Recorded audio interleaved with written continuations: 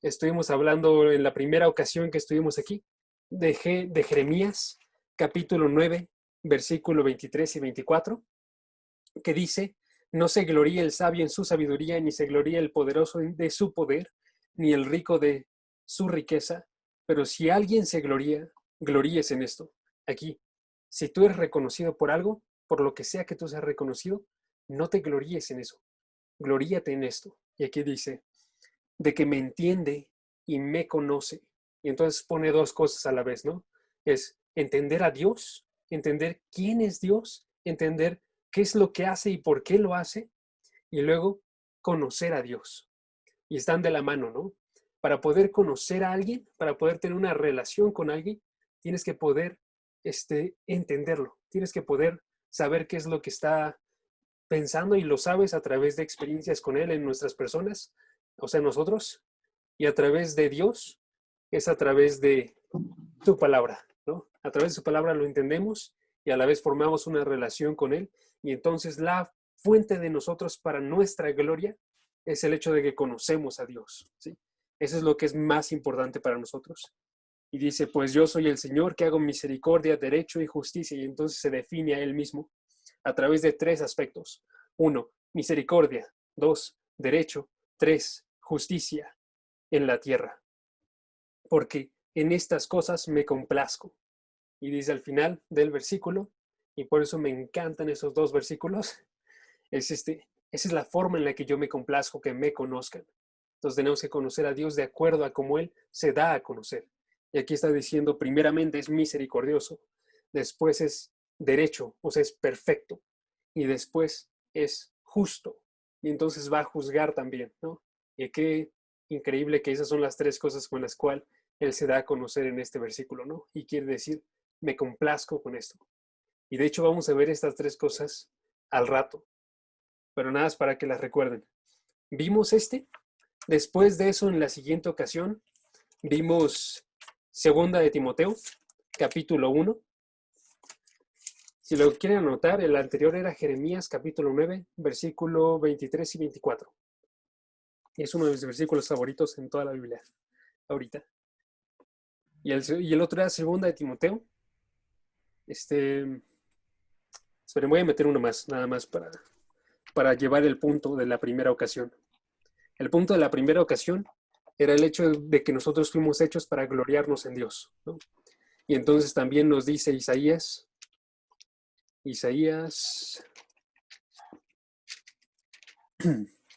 aquí está, Isaías, capítulo, segundo, creo que era el 42, no, 43, 43, versículo 7.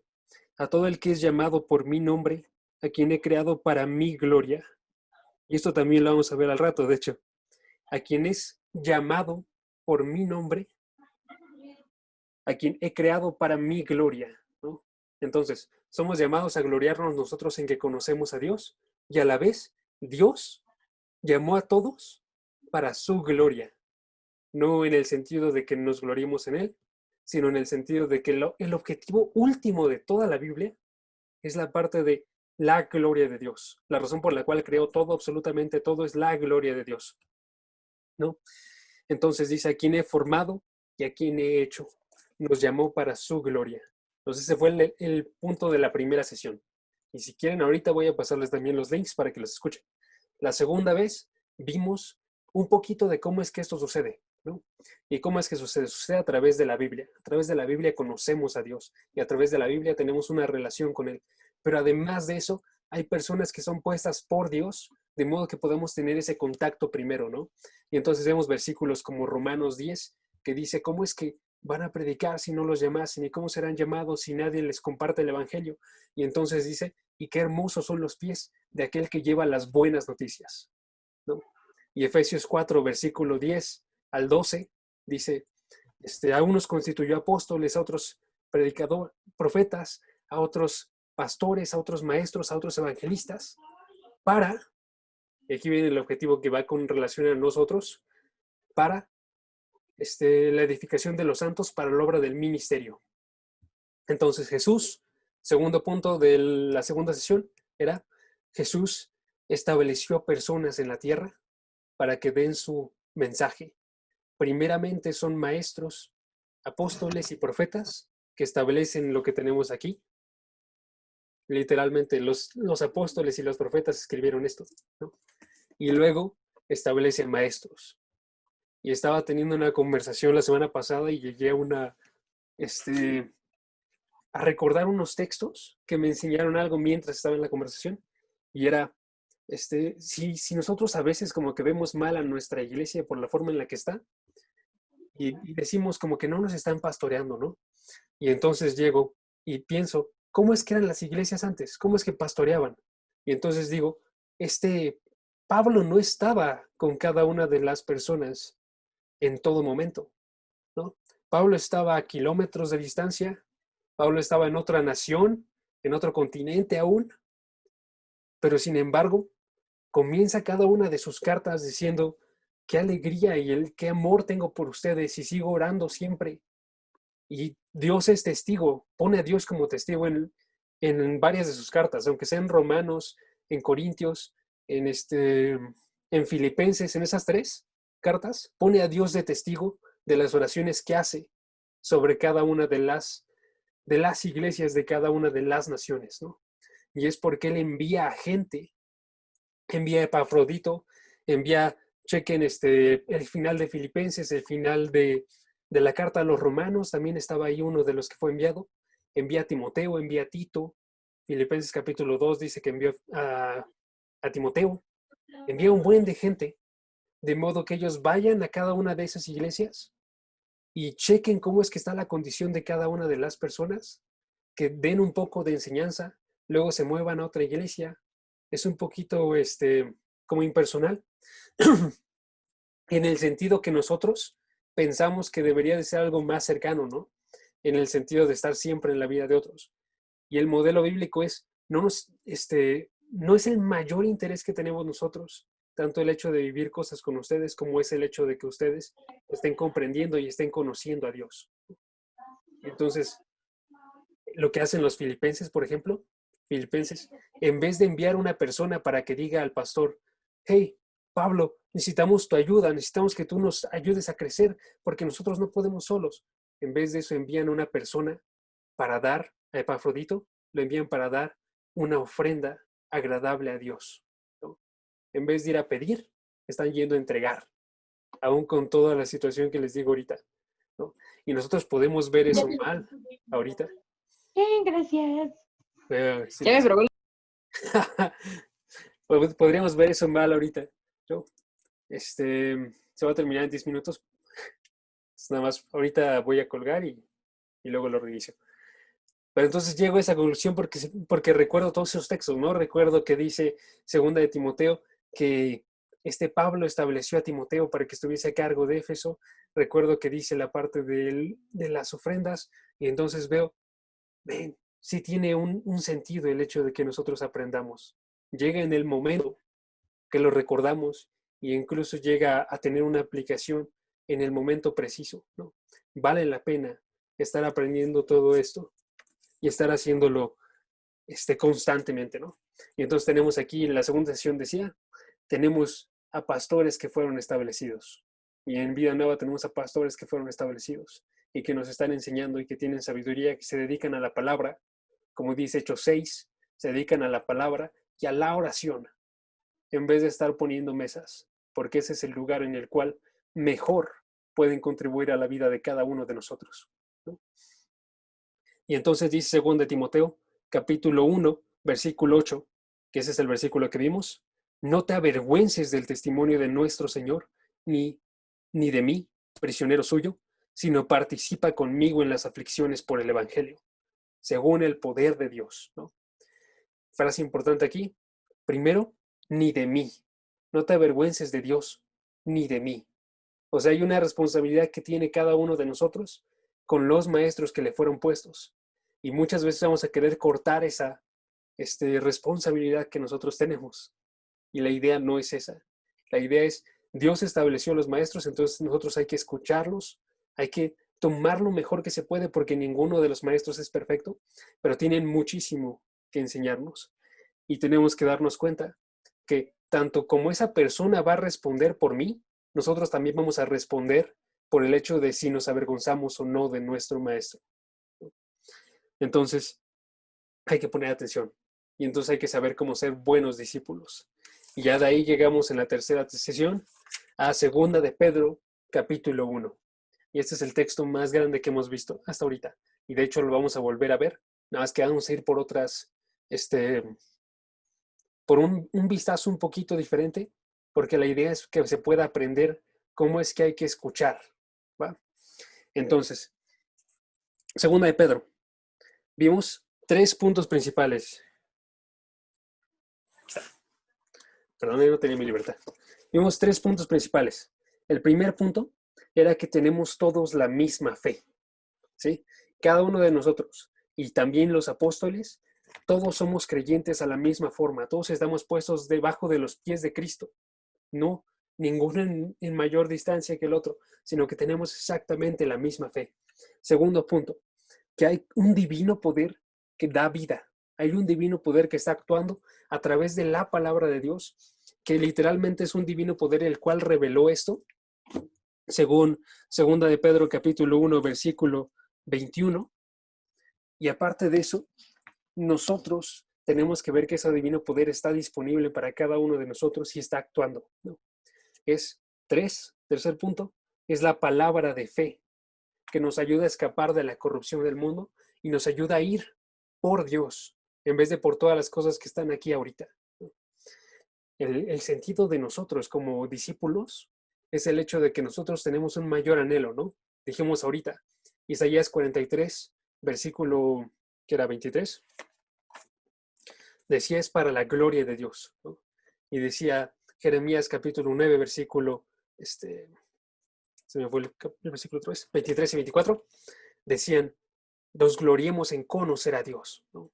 Y entonces lo comparamos con Juan, y dice Juan, la vida eterna es que te conozcan. Entonces nuestro mayor anhelo es conocer a Dios.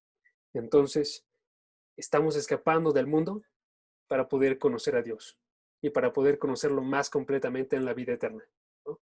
Cuando ya estemos completamente restaurados en cuerpo, espíritu, alma, y entonces podamos ver cómo es que fuimos conocidos. Primera de Corintios capítulo 13.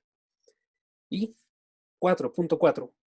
Por esto, por tanto, por todo esto, hay que actuar.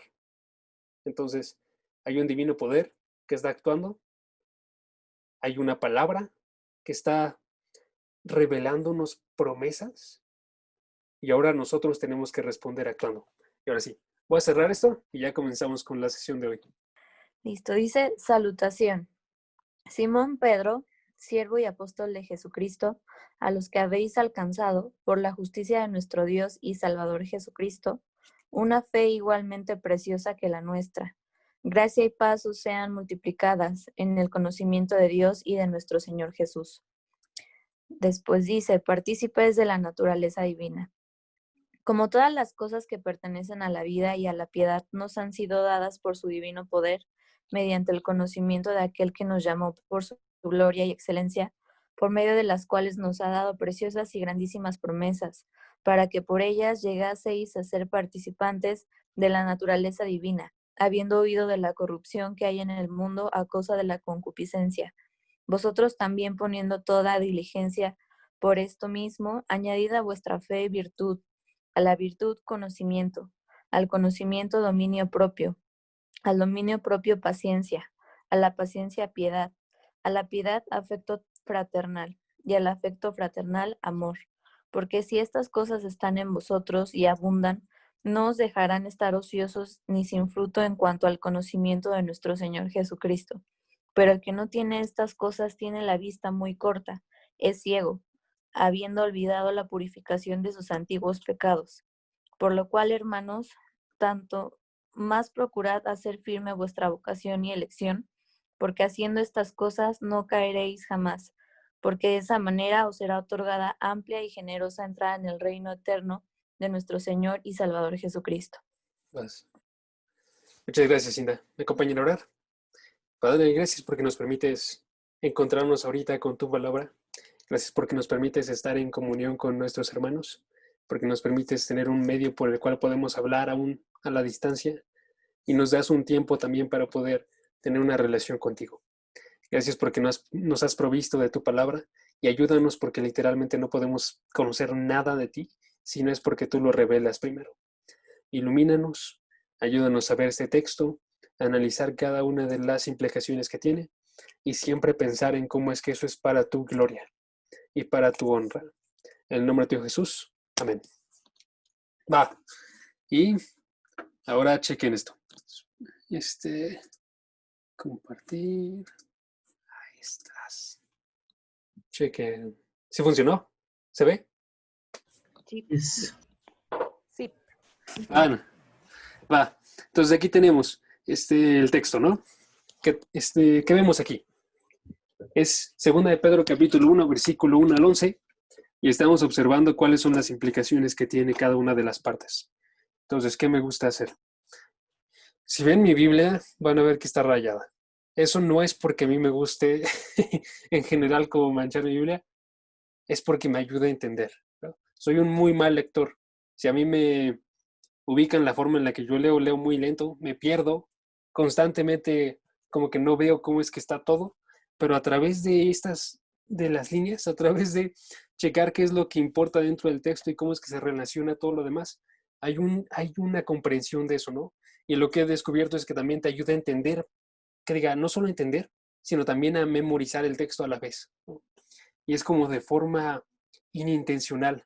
Ahora, la cosa de las predicaciones que vamos a escuchar cada domingo, de los estudios que escuchamos en la página de Vida Nueva o en persona o aquí, es que lo que están intentando cuando ven un libro es que sepamos qué es lo que está diciendo ese libro y cómo es que eso impacta dentro de nuestra vida. Y ahorita, bueno, o en el momento del estudio, no es tan importante como lo va a ser cuando suceda una ocasión en la cual esté relacionada tu vida con el texto. Y lo importante es que tú puedas relacionar tu vida con el texto en tu espíritu y no solamente sea algo superficial, ¿no? Entonces es lo que queremos. Ese es nuestro objetivo, ¿no? Como dije en la oración, es que veamos nosotros cómo es que vamos a dar gloria a Dios con esto. Cualquier cosa que quieran decir también, por cierto, pueden hacerlo. Pueden interrumpirme en cualquier momento. No pasa nada. Entonces vamos a ver, ¿va? Segunda de Pedro, capítulo 1, versículo 1 al 11. Ya habíamos observado un poquito de esto, ¿no? Decía, Simón Pedro. Está diciendo dos nombres de Pedro, que es la parte de su nombre antes de que se le fuese cambiado, ¿se acuerdan? Fue nombrado Pedro por piedra, en arameo, Cefas, que también significa piedra, y Simón, ¿no? Y noten, se está identificando con los dos, y también se está identificando con dos nombres como título. Ahí se está identificando primeramente en su condición como primero como su condición anterior, que era cuando era Simón, que también se mantuvo el nombre después, antes de que fuera cambiado por Dios. Y luego en la otra sección se está identificando primero como siervo. Está tomando una posición de humildad aquí, y aquí está tomando una posición de cómo es que era antes. Y recuerden, Simón no era una persona perfecta cuando conoció a Jesús. No era una persona que era completa, era una persona que tenía muchas inseguridades, que tenía mucho de hablar y no actuar, ¿no? Del otro lado, tenemos también una posición grande que se les daba. El hecho de que se llame a sí mismo apóstol implica que era un mensajero de parte de Dios. Un segundo, se me trabó.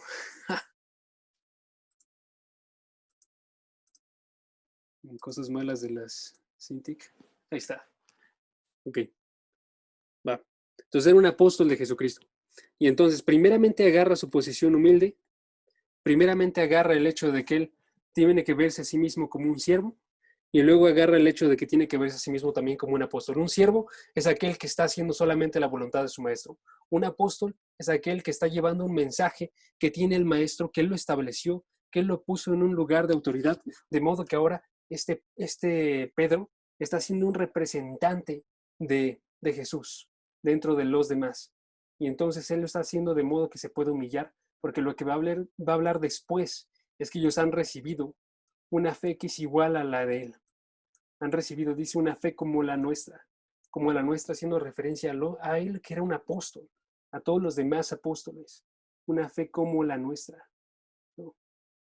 Como la nuestra, ¿va? Y entonces estábamos observando la vez anterior, y lo voy a repetir porque hay varios nuevos. 1, han recibido. 2, es como la nuestra. 3, es mediante algo, ¿no?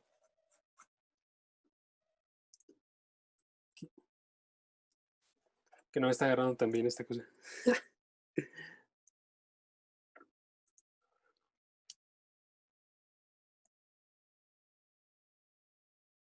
Ok. Segundo. Está. Va. Entonces, mediante. ¿Qué implica que la han recibido? Que ellos no hicieron algo para poder recibirla. Implica que fue un regalo, ¿no? ¿Qué implica que es como la nuestra? Que es la misma fe que tienen ellos a la fe que nosotros tenemos. ¿Qué implica que es mediante? Que hay algo que sucedió para que pudiésemos recibirla. Y eso que sucedió para que pudiésemos recibirla es la justicia de nuestro Dios, ¿no? Esa justicia no está haciendo referencia solamente a la justicia general de Dios, sino está haciendo referencia al acto justo que realizó Dios, que fue el de Jesucristo, que murió por cada uno de nosotros. Ese acto de justicia es lo que nos está dando a nosotros una justicia.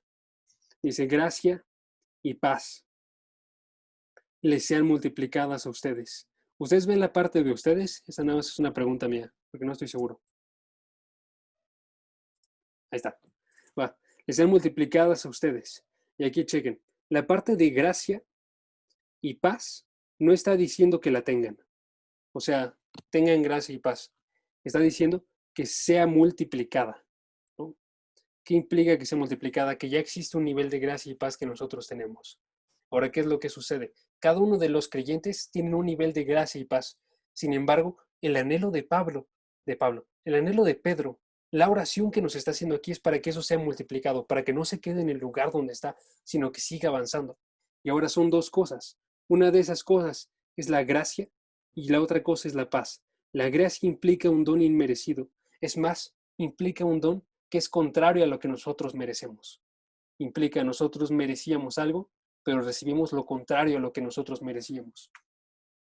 Y esa gracia, aparte de eso, significa que Dios nos está proveyendo todo debajo de un nivel de no hicimos nada nosotros para hacerlo, sino yo estoy haciendo todo para ustedes, ¿sí? Entonces, quitas tus acciones, quitas tus recompensas, que son malas recompensas, pones las acciones de Dios, que dijimos es la justicia de Dios, ¿no? La justicia de Dios. Y pones las recompensas de Dios, que era la vida eterna, ¿no? Aquí, la justicia de Dios es la acción de Dios. Y ahora, ¿cuál es la recompensa? La recompensa es aquí la paz, ¿no? ¿Qué significa paz? Paz significa, en el Antiguo Testamento hace referencia a Shalom, está haciendo referencia a una paz que no solamente es una paz actual, porque siento que lo leemos en ese sentido, es una paz que es una paz escatológica.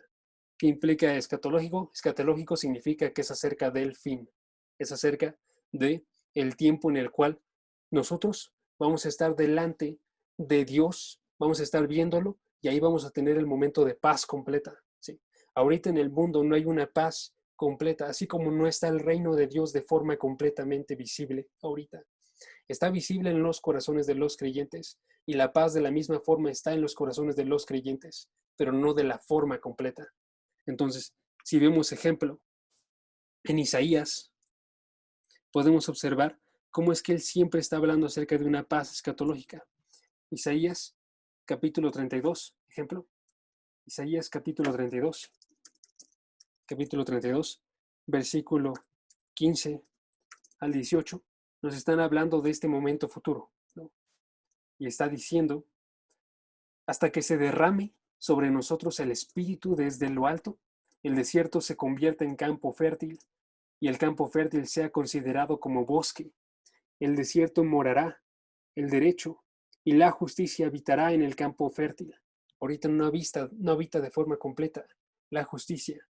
Y luego dice, la obra de justicia será paz, ¿no? Y regresamos a la parte de justicia. La justicia, dije, es esa obra que está haciendo Dios, esa obra que nosotros no hicimos, y esa obra da paz, ¿no? Entonces, gracia provee paz y son multiplicadas, tienen que aumentar, tienen que seguir avanzando. No puedes quedarte en el mismo lugar donde estás, sino que tienen que seguir avanzando. Y esa es obra de Dios.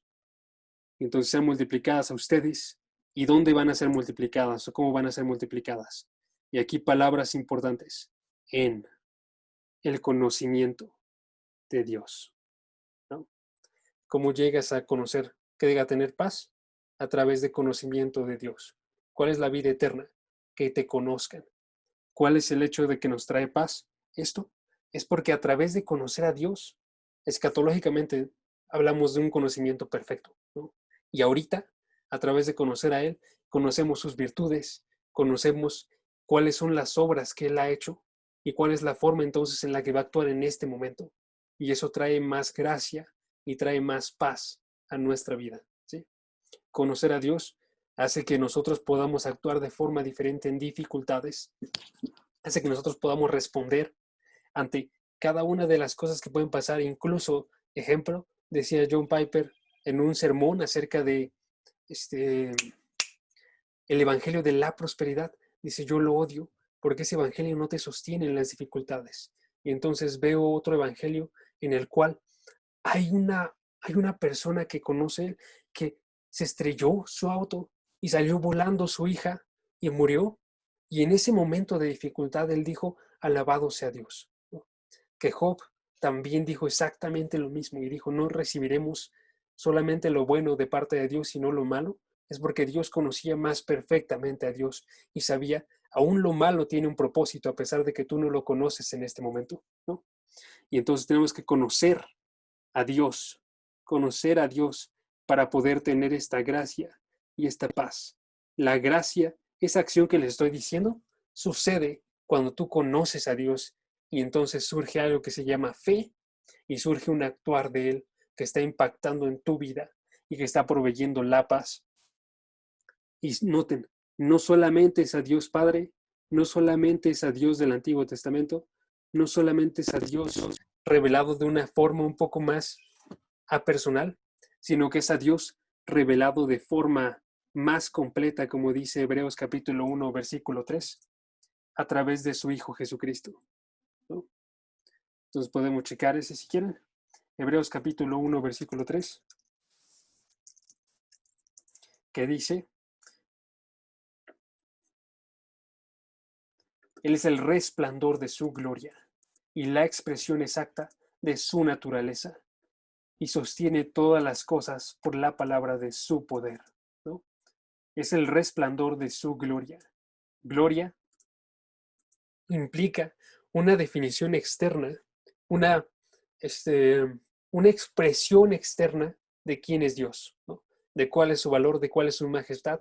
En el Antiguo Testamento y en el Nuevo se presenta a veces como un brillo que literalmente nos está mostrando aquí hay algo que es majestuoso, ¿no?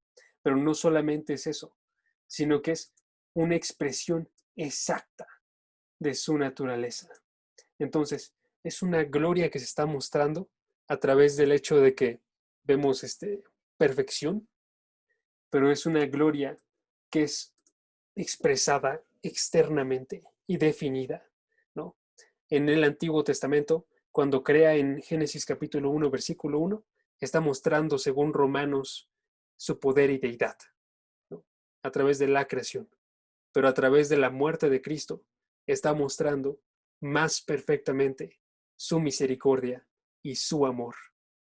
Juan capítulo 3, versículo 16, porque de tal manera amó Dios al mundo, que ha dado su Hijo unigénito para que todo aquel que en él cree no se pierda, sino tenga vida eterna. ¿Por qué? Porque ves a Jesús y ves su amor y estás conociendo entonces quién es Dios. ¿no? Estás conociendo quién es Dios. Conociendo a Dios. Entonces, su divino poder nos ha concedido, dice aquí, todo cuanto concierne a la vida y a la piedad, ¿no? Y ahí que tenemos. Dice, pues, palabras importantes otra vez. Cuando dice pues, está implicando algo, ¿no? ¿Cuál es la implicación de esto? Que la gracia y la paz, que son multiplicadas a través del conocimiento de Dios, este conocimiento de Dios es lo que va a seguir este pues, ¿no? Está diciendo, pues, su divino poder nos ha concedido todo cuanto concierne a la vida y a la piedad. Wow. Es divino poder el que está actuando cuando nos está revelando un conocimiento de Él. ¿Sí? Muy lógicamente, personas que no son espirituales, dice la Biblia, no pueden conocer algo espiritual. El que es carnal solamente puede conocerlo de la carne. Y en otras palabras, un poquito más filosóficamente, una persona que es creada solamente puede conocer lo creado por sí mismo. Alguien que es perfecto y es Dios solamente puede conocer, es el único que tiene acceso a la parte espiritual más alta que existe, ¿no? Entonces, ninguno de nosotros debería de asumir el hecho de que podamos conocer a Dios que proviene de nosotros mismos, por pura lógica. Es un divino poder el cual está actuando, y ese divino poder está concediéndonos algo. Es un regalo inmerecido, dijimos. Es gracia, ¿no? Está saliendo un poquito más feo de lo que esperaba porque se desajustó todo esto. Entonces, discúlpenme. La próxima vez lo va a tener un poquito mejor. Pero sí, literal, tengo mi lápiz por acá y está pintando hasta por acá. Entonces, perdón. Pero miren, acá. Divino poder concedió algo. Y ese algo tiene un punto específico. No está haciendo un algo que hace referencia, ejemplo, a todo lo que nosotros queremos conocer, sino que concierne específicamente a dos puntos. Y esos puntos son primeramente vida, segundo, piedad, ¿no? Primeramente vida, que es lo que dijimos. Juan capítulo 14, versículo 7, dice que mejor no lo voy a poner porque me estoy tardando mucho.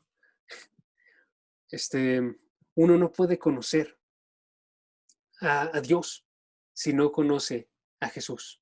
Eso dice Juan 14, versículo 7. Y dentro del mismo Evangelio de Juan dice, el conocer a Dios es la vida eterna. Entonces, esta vida que está hablando aquí, esto que nosotros podemos conocer, es Dios mismo, que está haciendo referencia a nuestra vida eterna. Está haciendo referencia a la parte final cuando podremos conocer de forma más perfecta. Y la piedad está hablando acerca de no solamente darnos el hecho de que tengamos vida a través de conocer a Dios, sino está haciendo referencia a que podamos nosotros vivir esa vida también, ¿no? Piedad significa que se alinean dos cosas, tú y el camino que Dios estableció. Se alinea de forma que que las mismas actitudes que tiene Dios, la misma voluntad, los mismos sentimientos, los mismos pensamientos, el mismo discurso y la misma acción que tiene Dios, está formando parte de lo que nosotros tenemos. Está haciendo lo que sea principal dentro de nuestras vidas. Una persona piadosa es una persona que vive a la forma de Dios, que vive con sus pensamientos, sus sentimientos, sus actitudes, su lenguaje, y le agrada lo que le agrada a Dios, le desagrada lo que desagrada a Dios, y caracterizan la vida de los creyentes. Y entonces chequeamos el capítulo 3 de Segunda de Pedro, capítulo 3, versículo 11, y nos dice, puesto que todas estas cosas han de ser destruidas de esta manera, ¿qué clase de personas no deben ser ustedes en santa conducta y piedad. Entonces, voy a poner un poquito más de contexto porque creo que no se nota tanto así. Versículo 10. Sí, desde el 10 se puede. Pero el día del Señor vendrá. Día del Señor, haciendo referencia a la parte escatológica perfecta, donde va a estar el juicio, y entonces, y se vendrá como ladrón, en el cual los cielos pasarán con gran estruendo y los elementos serán destruidos con fuego intenso, y la tierra y las obras que hay en ella serán quemadas. ¿Sí? Está diciendo todo lo que existe ahorita, que está corrompido, todo el mundo va a ser destruido. Puesto que todas estas cosas han de ser destruidas de esta manera. Aquí está. Destruidas de esta manera. Pero ¿qué clase de personas no deben ser ustedes en santa conducta y piedad? Está diciendo en otras palabras, deben de ser ustedes unas personas de santa conducta y de piedad. Es algo que es necesario, es algo que es urgente. Tienen que estar esperando y apresurando la venida del día de Dios. Dice, esperando y apresurando. Esperando significa tú estás listo para que llegue. ¿Sí? Estás esperándolo desde ahorita. Y estar apresurando, tienen que estar avanzando también esta venida. Entonces, tienen que ser personas piadosas, personas que están esperando a Dios y personas que están buscando que Dios llegue. Tienen que vivir en vida y piedad. Mediante, y aquí nos dice la forma en la que va a suceder esto, mediante el verdadero conocimiento de Dios. Mediante verdadero conocimiento. Verdadero conocimiento. El medio de aquel que nos llamó. Entonces, a lo que se puede hacer aquí puede ser dividir en proposiciones. Dice esta parte.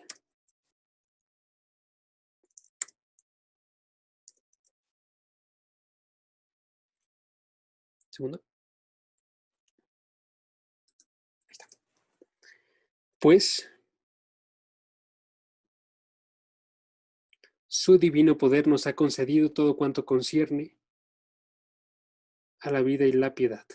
Aquí tenemos una proposición. 2. Mediante el verdadero poder, el verdadero conocimiento de aquel que nos llamó por su gloria y excelencia. 3. Por ellas, Él nos ha concedido sus preciosas y maravillosas promesas. Y de hecho, este es un texto bastante sencillo de dividir en comparación con otros. Pero chequen.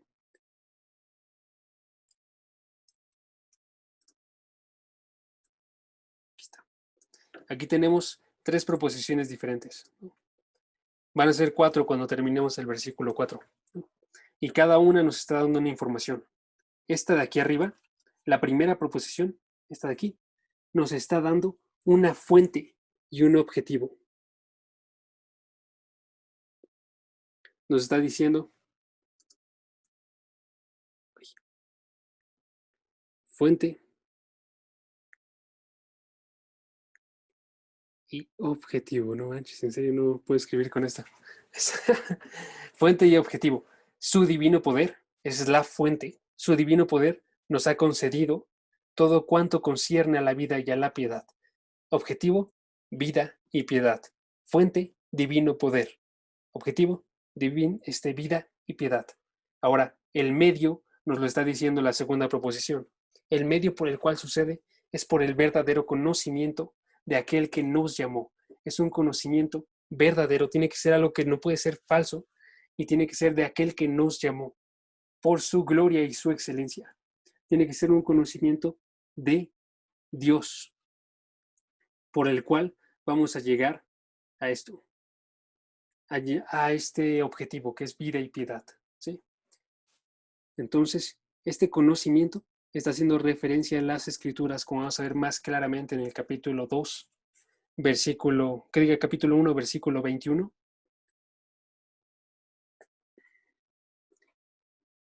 Y noten, de aquel que nos llamó por su gloria y excelencia. Gloria y excelencia, que se está viendo muy mal, gloria y excelencia está definiendo, cuando dice por, es el medio por el cual es.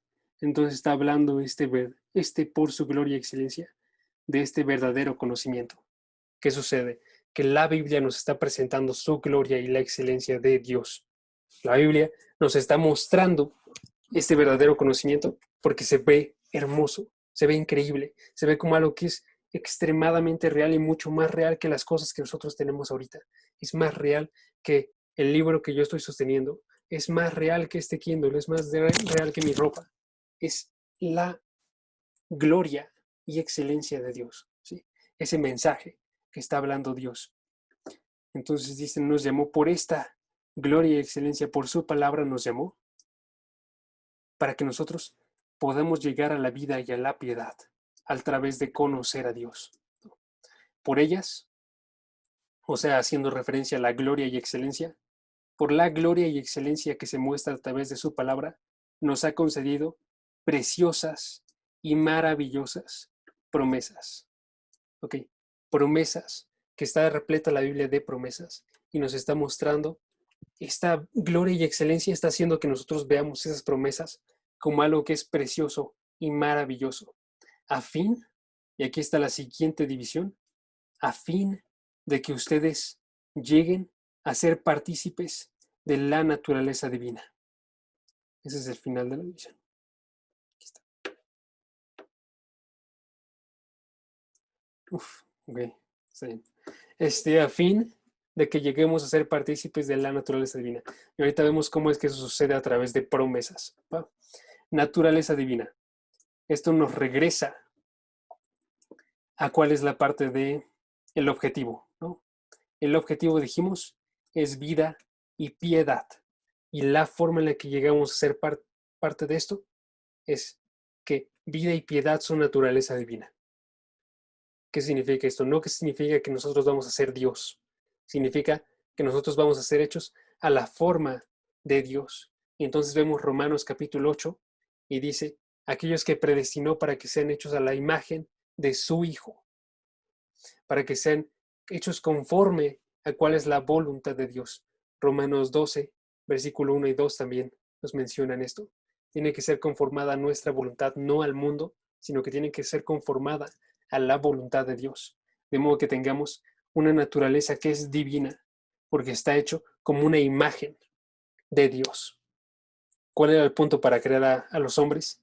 Al inicio era que ellos fueran hechos a la imagen y semejanza de Dios. Génesis 1:27. ¿No? Y otra cosa, y aquí nos va a revelar el significado de las promesas y el significado de que sean vistas como maravillosas y preciosas.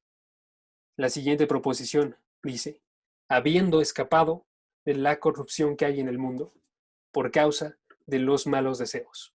Ok, escapamos de la corrupción. En vez de corrupción, naturaleza divina. Pero, ¿qué significa esta corrupción? Corrupción es algo que corrompe todo lo que viene de parte de Dios. Y entonces dice, ¿por qué? ¿Por qué sucede? Por causa de los malos deseos. ¿Cuál es el significado que ustedes tienen de pecado? Si es un significado que es meramente el hecho de que no cumplamos Yo lo tengo. ¿Cuál? A ver, vas. Errar el blanco. Errar el blanco. Sí, errar el blanco en cuanto a Dios, ¿no? Es en cuanto a aquello que Dios establece. Entonces, errar el blanco en cuanto a la voluntad de Dios. Esa sería una definición como un poquito más amplia, por el sentido de literalmente aquel que define qué es lo que es pecado y qué es lo que no es pecado, es Dios, ¿no? Y no lo hace meramente con su ley, solamente con su ley, sino que lo hace literalmente con todo quien Él es. Todo lo que está lejos de Dios está errando en el blanco. Entonces, mientras que Dios tiene unos deseos, Mientras que Dios tiene una voluntad, el mundo tiene otra voluntad. La corrupción que está aquí se forma primeramente por causa de malos deseos. Y entonces, ¿qué es lo que tiene que cambiar de cada uno de nosotros?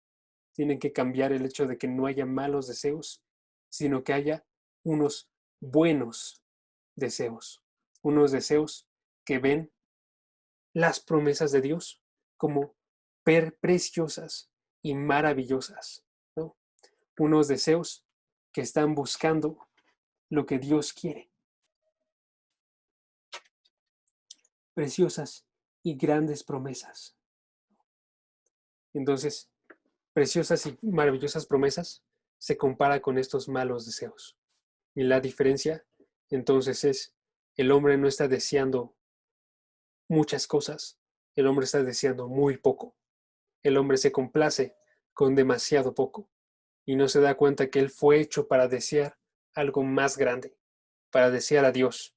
Y cada una de las personas que están allá afuera tiene un vacío en su corazón del tamaño de Dios, pero no quiere llenarlo con Dios, quiere llenarlo con otras cosas que nunca podrían llenarlo.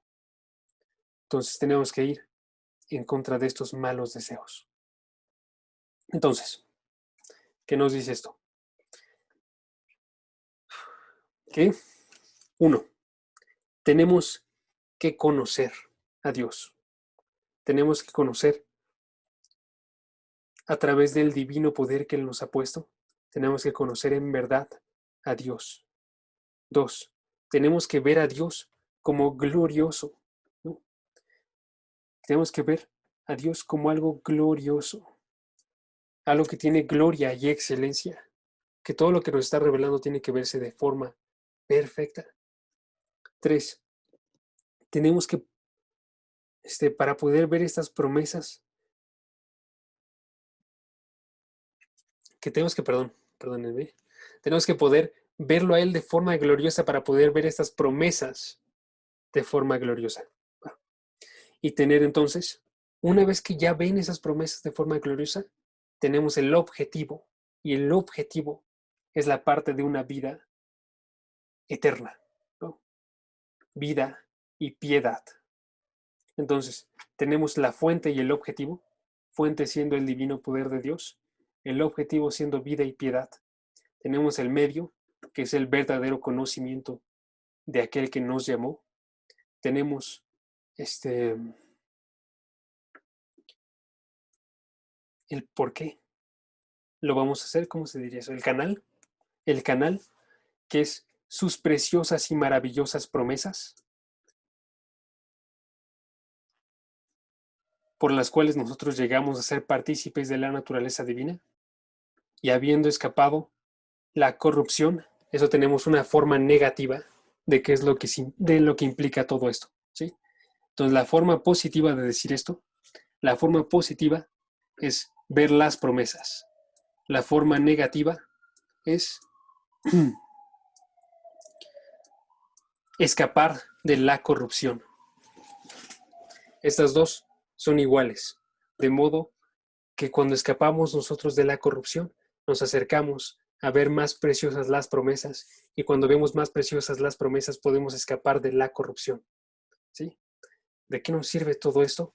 Ya tenemos, otra vez, fuente, es su divino poder; objetivo, una vida y piedad; medio, un verdadero conocimiento que nos, que nos da el hecho de que lo veamos como glorioso,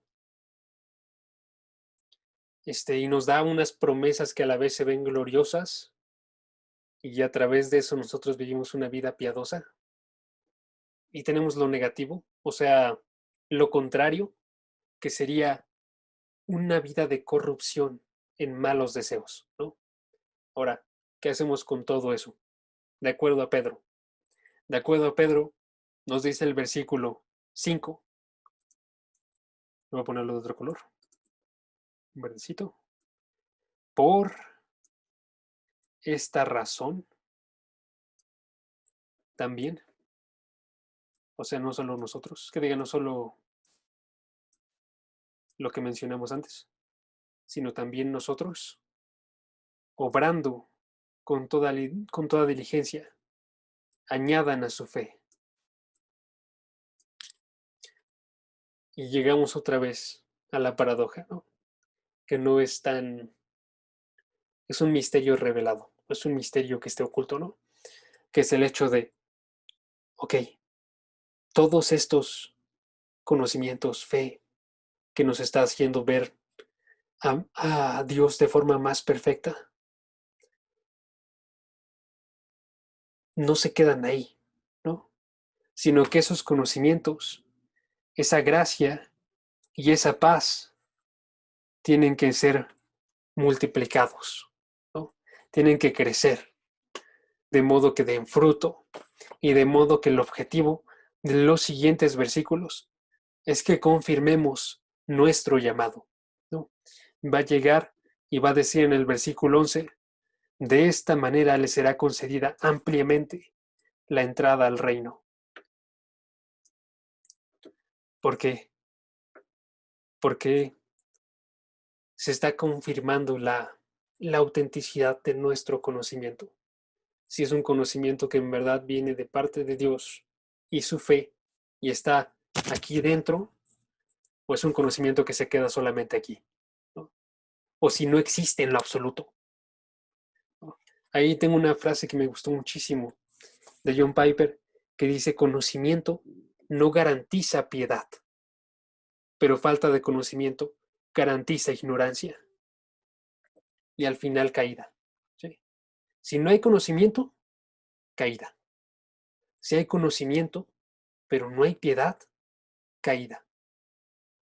Necesitamos un conocimiento que llegue a nuestros corazones, que haga ver en verdad como más glorioso a Dios que todas las demás cosas.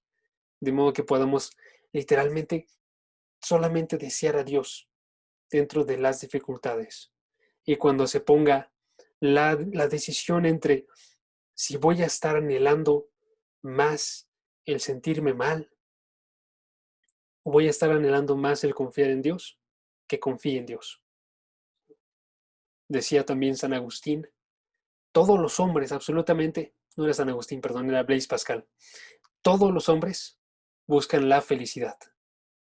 Y este mismo propósito es por el cual algunos se ahorcan y otros no lo realizan.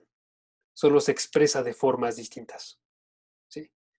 Uno que ve una felicidad en ahorcarse y el otro que ve una felicidad en Dios, ¿no? Pero todos están buscándola de alguna forma, porque ven más precioso esto que el otro. Entonces, ¿cuál es la aplicación para nosotros?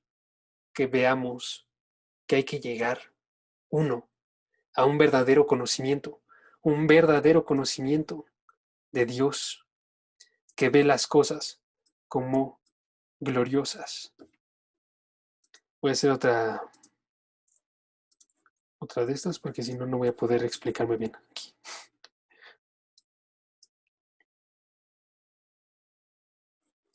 Ok, no sé cómo hacer una. Vamos a ponerle...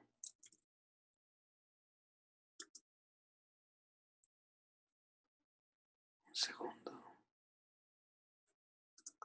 ¿Segundo?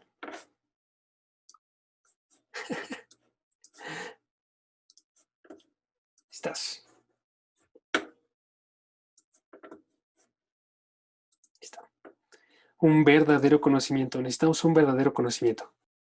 Un conocimiento que no sea falso, sino que vea gloria y excelencia en las promesas de Dios. ¿Sí? Eso es uno. Dos. Está. Ok. Necesitamos un objetivo para cumplir con ese conocimiento. Y ese objetivo tiene que ser acerca de la vida y la piedad y la naturaleza divina. ¿Sí?